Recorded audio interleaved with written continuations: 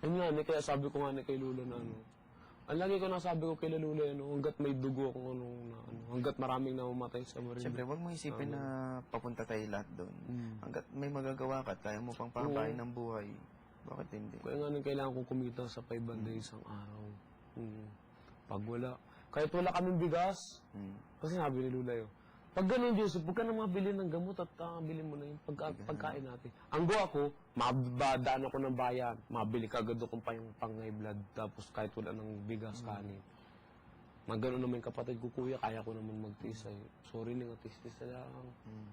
Manghingi ka na lang sa mga tita natin ng kanin, lamig doon, bahaw. Ganun. Tapos bigay. Gagalit na si Lula, bakit binili mo pa ako ng gamot? Sabi ko, iyan ang importante ang buhay, sabi ko gano'n. Manghihingi na lang kita dyan, manghihingi na lang ako. Pero naniniwala ka na, na ang blessings darating yan sa hindi man na-expect na mga araw ganun. Oo, pre, kagaya nung nandito ako, hindi ko naman talagang expect na makatungtong ako dito. Oo. Parang ako na nag-iinip. Kagaya nung sabi ko sa inyo nila, parin pa ako para ako. Halimbawa, pag gagawin kita ng halimbawa, magsusulat ka ng mga wish mo. Ano yung number 1 mo? Yung number 1 kong wish? Halimbawa, Miguel, magsulat ka ng mga wish mo. Bigay ka nga ng 5. Ang una sa lahat ay makita ko yung mama at papa ko. Makita mo? Makita ko. Dito. Tapos una ko siyempre. Kayong una ko naging pamilya. Sabihin ko sa iyo, pag malaki ko sa inyo, mama at papa ko sila. Mayakap din kayo sa kanila. Yakap muna ako sa kanila. Tapos kasama ko yung kapatid ko, lula at lolo. Pangalawa, mapagamot ko yung lula at lolo ko. Para humabag pa yung buhay. Gusto ko pa silang mabuhay ng matagal. Madagdagan yung ano? Mahal na mahal ko sila eh. Basta ma-check. Pag naalala ko yung mga nangyayari sa lula at lolo ko, naiiyak ako, napigilan ko lang yung sarili ko. Sa hirap talaga naman, Kuya Roy. Tapos, yung na mapag-aaral ko yung kapatid ko. 3rd year na siya, no? Mag-graduate na sa isang taon yun. At ang huling-huli. Pang-4.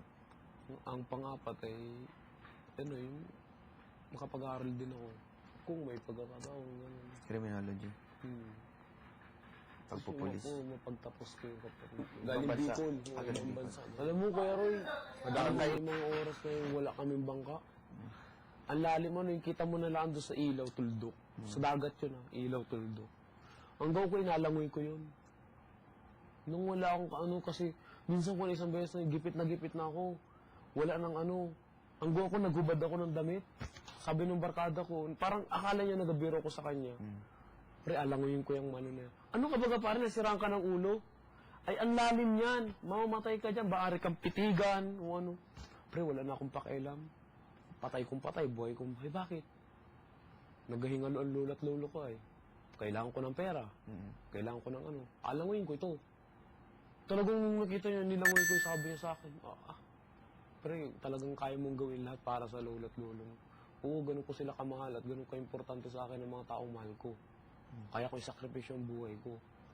Talagang, sabi niya... Bakit nagpupunta pa ng dagat si lolo mo? Hindi na. Si lola mo? Wala na nga ni kaming bangka. Dumating ba Kuya Roy yung Siyempre may kuminsan din walang-wala kang trabaho. Yung...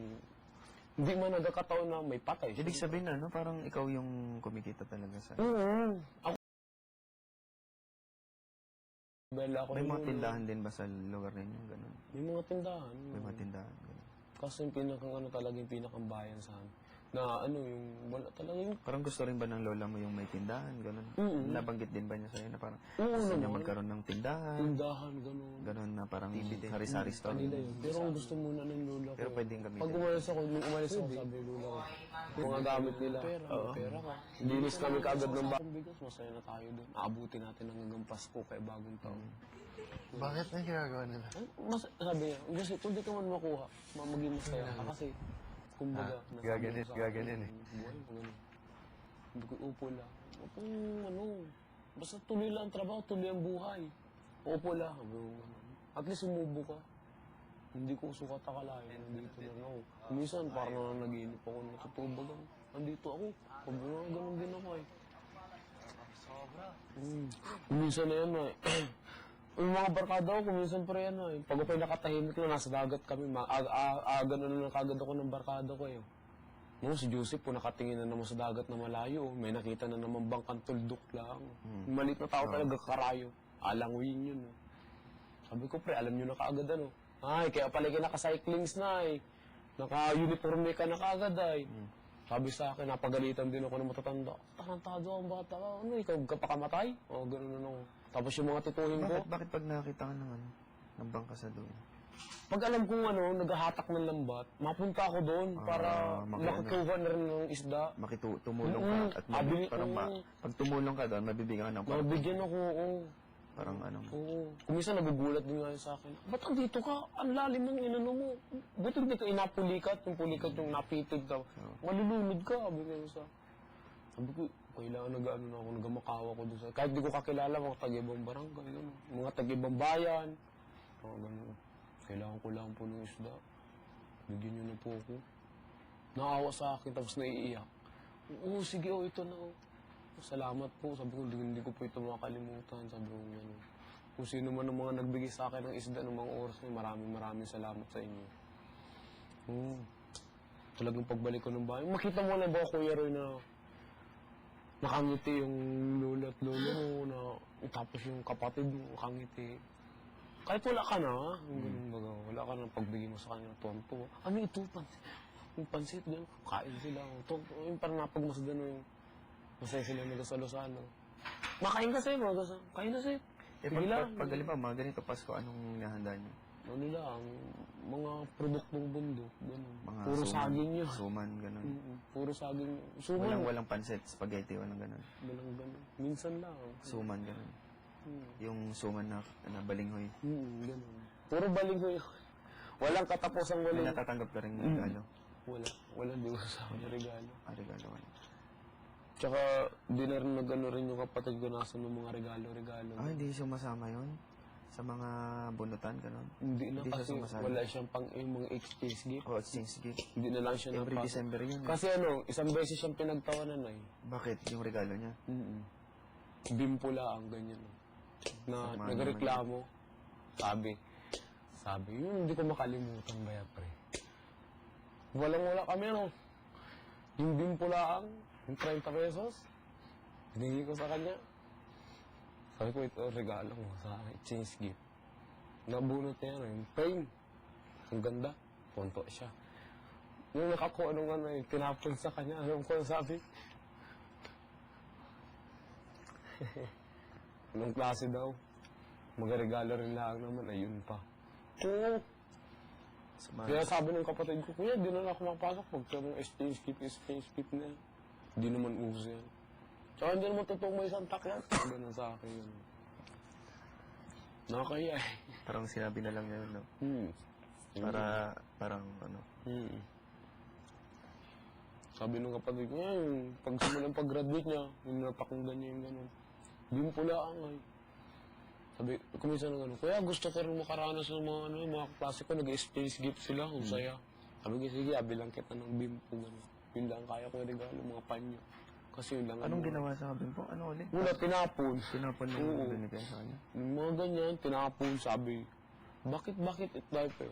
Bakit ito ay gandang-ganda ng inano ko, pang 100 pesos, gano'n, pang decent, tapos ganito lang, 30. Nagreklamo dun sa mama. Sabi nung kapatid ko, tapos nag-iyak yung kapatid ko. Importante, malaga naman niya, binigay sa akin ng kuya yan. Kaya wala akong impula, binong bata daw. Wala akong pakialam kung binigay yung kuya mo, basta gusto ko yung masigit pa dito, gano'n din bata. Kaya yun, nagawa nung kapatid ko, nag-book out daw siya yung Yung kapatid ko. niregaluhan niya. Kaya nagtaka rin ako, bakit may aga mo? Ba't di na lang na binigay yung yung natanggap mo? Ha? Yung natanggap mo sana binigay mo. Inano niya, iniwan niya na yung sabi. Yung natanggap ng kapatid mo? Oo, iniwan niya na. Iniwan niya sa... Oo. Yun yung binigay niya sa ano? Iniwan niya na. Parang inano niya na lang na yung bimpo. High school na siya nun? Hindi. Elementary. Elementary. Tsaka pag may mga exchange gift sa akin, hindi na ako natin. Tsaka mga Christmas party. Lalo na pag party. Lalo na pag family day. Napagalitan na lang ako ng maestra eh. Pag family day, hindi ako na-attend kasi wala talaga eh. Family day, sino ma-attend sa akin? Sino ma-attend sa ano ko? Pa ako'y na-attend dun eh, no? Yung mga sports lang. May birthday pa naman ng isang...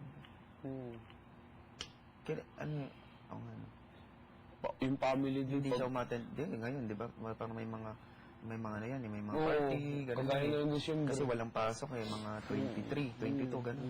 Wala nang pasok ang high school eh. Mga 18 ng mga ano. Hindi na siya umattend. Hindi na.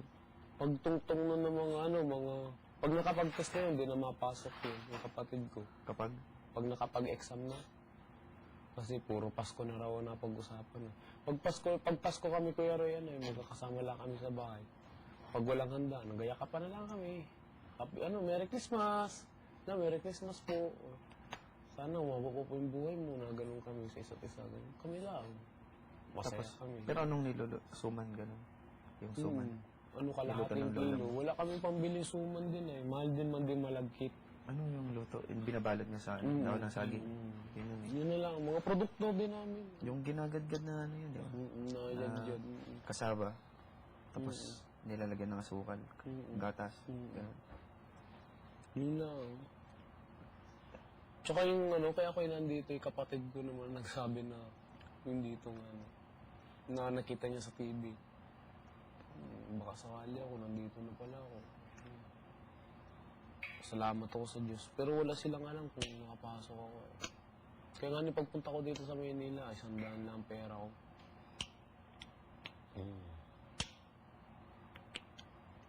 Nakawa nga yung forma ni Lolo nung nasa airport kami, napagtawanan eh. Si lolo mo? Bakit? Nakapambukid na tapos butas-butas yung damit, puro may dagta. Nung hinatid ka? Tapos may tagkis na itak. Wala kaya kaming yung tricycle, ayaw kaming pasakyan ng tricycle. Bakit? Ayaw pagamit doon sa tito ko yung tricycle na inaanuhan niya, Kasi sayang daw sa gasolina, hindi daw kami gabayad, gano'n. Na gano'n ng kami. Kapag-anak niya yun? Tito mo yun? Tito mo? Tito ko yung nagadala ng tricycle pero hindi sa kanya tricycle. Parang napaano lang sa kanya. Parang papahatid sana kayo, kaso ayaw na, baka hindi nyo bayaran. Ganon, parang hindi kayo makapagpamasahe. Kala ko nga galakad ako nun kami. Malayo pa naman ng airport na yun.